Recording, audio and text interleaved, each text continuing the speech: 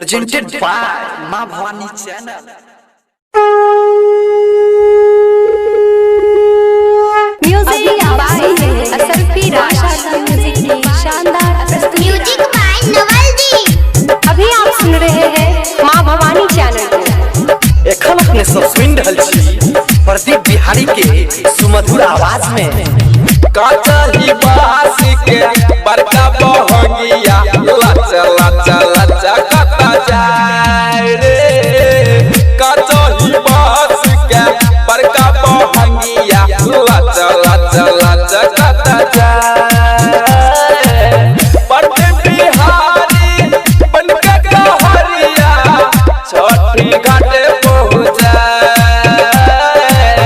बड़े बिहारी बनके कहरिया छठी घाटे पहुँचा।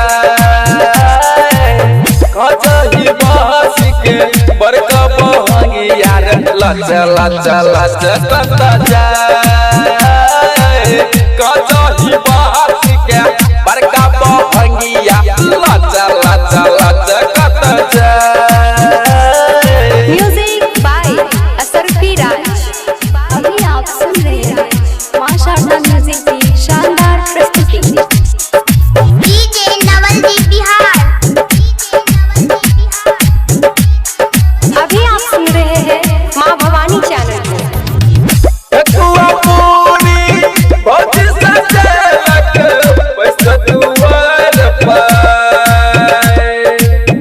मछली भौज दूध बना के कल पे घाटे पहुँचाए।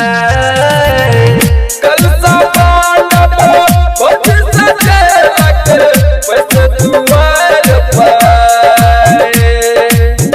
मछली भौजी दूध बना के चल के घाटे पहुँचाए।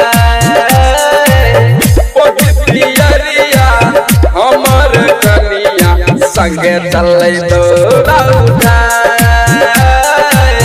कोजही बास के बड़का बहंगिया लचा लचा लचा कत जाए। म्यूजिक बाय असरफी राज। अभी आप सुन रहे हैं माँ शारदा म्यूजिक की शानदार प्रस्तुति। डीजे नवल जी बिहार।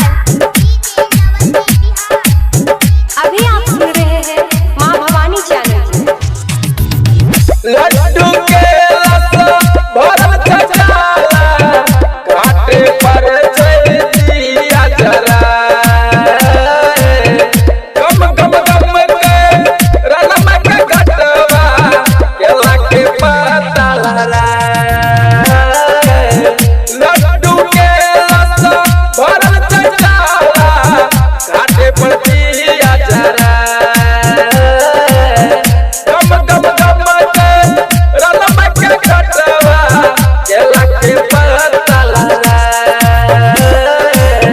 लिखैया कांचन गावैया प्रदीप राणा माई के दिल से सुनाए। काचही बास के बड़का बहंगिया लच लच